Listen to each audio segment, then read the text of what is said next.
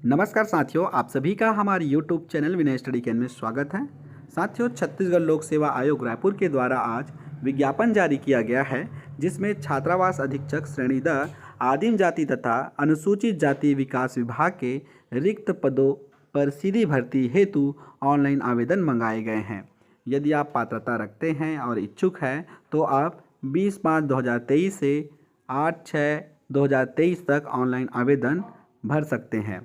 इसके लिए शैक्षणिक अर्हता 12वीं पास और कंप्यूटर का सामान्य ज्ञान आपके पास होना चाहिए।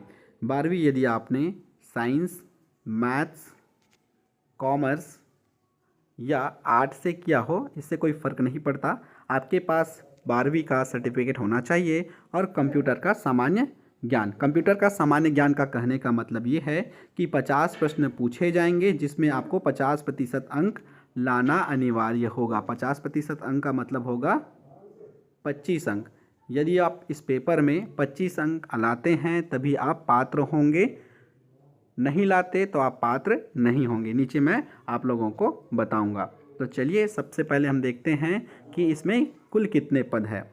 छात्रावास अधीक्षक श्रेणी द, कुल रिक्तियां वर्गवार संख्या में देखें। अनारक्षित, जिसमें महिला और पुरुष दोनों आ सकते हैं, इसमें कुल 210। अनुसूचित जाति में 60, अनुसूचित जनजाति में 160, अन्य पिछड़ा वर्ग में 70। इसमें महिला पुरुष दोनों आ सकते हैं। अब देखते हैं केवल छत्तीसगढ़ के स्थानीय निवासी महिलाओं के लिए, इसमें केवल महिला ही आएंगे। अनारक्षित है 63, अनुसूचित जाति में 18, अनुसूचित जनजाति में 48, अन्य पिछड़ा वर्ग में 21। अब इसमें केवल भूतपूर्व सैनिक आएंगे, जिसमें अनारक्षित 21, अनुसूचित जाति 6, अनुसूचित जनजाति 16, अन्य पिछड़ा वर्ग 7। इस प्रकार कुल 500 पदों में भर्ती ली जानी है। आपके पास एक सुनहरा मौका है। 500 पद बहुत होते हैं, आप अच्छे से तैयारी कीजिए। अब इसमें बताया गया है वेतन मैट्रिक्स लेवल 6। लेवल 6 का मतलब है ये तृतीय श्रेणी के कर्मचारी हैं और इसका वेतन लगभग 30,000 के आसपास होगा।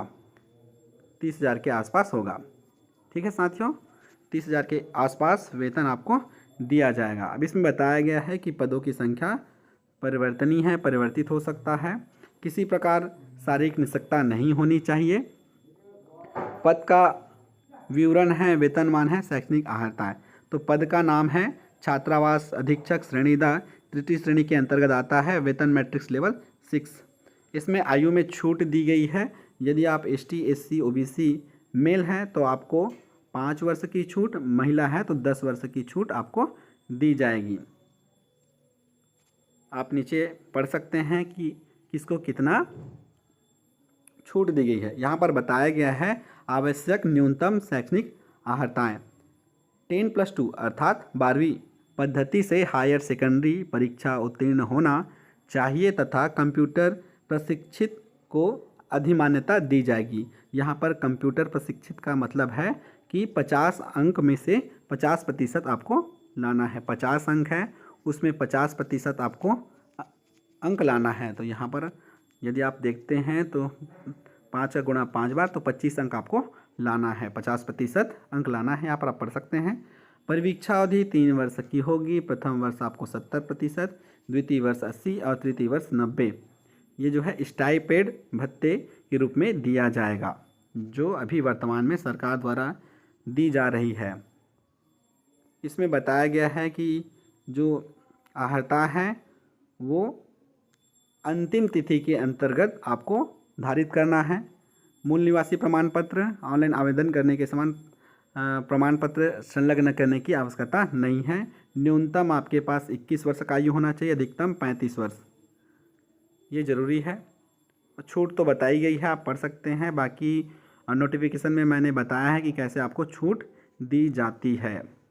अब नीचे चलते हैं, परीक्षा योजना देखते हैं कैसी परीक्षा योजना है। तो एक बार में परीक्षा लिया जाएगा, एक चरण में परीक्षा योजना बताई गई है। 150 अंकों के प्रश्न पूछे जाएंगे, वस्तुनिष्ठ प्रकार के होंगे, जिसमें आपको 25 अंक कंप्यूटर में लाना अनिवार्य है। आप 25 अंक लाएंगे तभी आप पात्र होंगे। उसके बाद साथियों पाठ्यक्रम देखते हैं। पाठ्यक्रम में क्या क्या है। कंप्यूटर संबंधी सामान्य ज्ञान, इसमें बताया गया है पहले से। देखिए प्रश्न पत्र के इस भाग में 50 अंकों के कुल 50 प्रश्न होंगे, जिसमें परीक्षार्थियों को 25 अंक प्राप्त करना अनिवार्य होगा, यहाँ पर बताया गया है। तो सबसे पहले आप कंप्यूटर की तैयारी कीजिए, क्योंकि आपको कंपलसरी है, 25 अंक लाएंगे तभी आप पात्र होंगे, तभी आपका पेपर चेक होगा। कंप्यूटर का परिचय है, कंप्यूटर का उपयोग है, कंप्यूटर का प्रमुख भाग है, प्रिंटर्स के प्रकार है, ऑपरेटिंग सिस्टम है। आप सभी को पता है कि इसमें कहाँ से क्वेश्चन पूछे जाते हैं। एंटीवायरस से पूछे जाते हैं, ऑपरेटिंग सिस्टम से प्रश्न पूछे जाते हैं, कंप्यूटर का उपयोग, CPU यहाँ से प्रश्न पूछे जाते हैं, इंटरनेट से पूछे जाते हैं, डाटा से पूछे जाते हैं, मल्टीमीडिया CD से पूछे जाते हैं, और जो सर्च इंजन है यहाँ से प्रश्न पूछे जाते हैं। तो आप एक बार अच्छे से इसको पढ़िएगा, यहीं से आपका पात्रता और आप पात्र हैं कि नहीं हैं वो यहीं से डिसाइड होगा, सुनिश्चित होगा। उसके बाद भाग ब में हिंदी व्याकरण में क्या पूछेगा। स्वर, व्यंजन, वर्तनी, लिंग, वचन काल, संज्ञा, सर्वनाम, विशेषण, क्रिया विशेषण, ये सभी आपने पढ़ा हुआ है। बाकी जो एग्ज़ाम होते हैं उसमें भी यहाँ से प्रश्न पूछे जाते हैं। अशुद्धियाँ पूछी जाती है, शब्द रचना जिसमें उपसर्ग होता है, प्रत्यय होता है, वाक्य का प्रकार है, पर्यायवाची, विलोम शब्द, अनेकार्थी शब्द, ये सभी आपने पहले से तैयारी करके बैठे हुए हैं। मुहावरे, लोकोक्तियाँ, यहाँ से प्रश्न पूछे जाएंगे। अंग्रेजी में क्या पूछा जाएगा। ग्रामर में नंबर, जेंडर और आर्टिकल्स, 10 अंकों के प्रश्न यहाँ से पूछे जाएंगे, तो आप अच्छे से तैयारी कर सकते हैं। उसके बाद है प्रोनाउन है, एग्जेक्टिव है, वर्ब है, use of some importance, conjugation है, प्रीपोजिशन है, सेंटेंस है, एक्टिव वॉइस है, पासिव वॉइस है, डायरेक्ट इनडायरेक्ट नरेशन है, वोकैबुलरी है जिसमें सिनोनिम्स, एंटोनिम्स है, वन वर्ड सब्स्टिट्यूशन है, स्पेलिंग है। यहाँ से 10 प्रश्न पूछे जाएंगे। उसके बाद गणित से 20 प्रश्न पूछे जाएंगे, 20 अंकों के 20 प्रश्न, जिसमें महत्तम समाप होगा, लघुत्तम समापवर्तक होगा, औसत होगा, प्रतिशत है, चाल, दूरी, समय है। उसके बाद इकाई 2 में पूछा जाएगा सामान्य ब्याज, लाभ हानि, अनुपात, प्रतिशत, रेखा, कोण, ये इकाई 3 से पूछे जाएंगे। समतलीय आकृति, समतलीय आकृतियों का क्षेत्रफल है, समलंब चतुर्भुज है, ठोस की मांगे हैं, लंबाई, चौड़ाई, ऊंचाई, गोला, बेलन, यहाँ से प्रश्न पूछे जाएंगे। उसके बाद साथियों सामान्य ज्ञान से 15 प्रश्न पूछे जाएंगे, जिसमें भारतीय राजनीतिक व्यवस्था है, संविधान है, भारतीय इतिहास है, भूगोल है, भारतीय अर्थव्यवस्था है। स्क्रीनशॉट आप लगा सकते हैं या PSC के वेबसाइट में जाकर के इसे डाउनलोड कर सकते हैं। समसामयिक घटना है, छत्तीसगढ़ की सामान्य जानकारी है। इसमें एक और नया जोड़ा गया है साथियों, यहाँ पर है बाल मनोविज्ञान से 10 अंकों के 10 प्रश्न पूछे जाएंगे।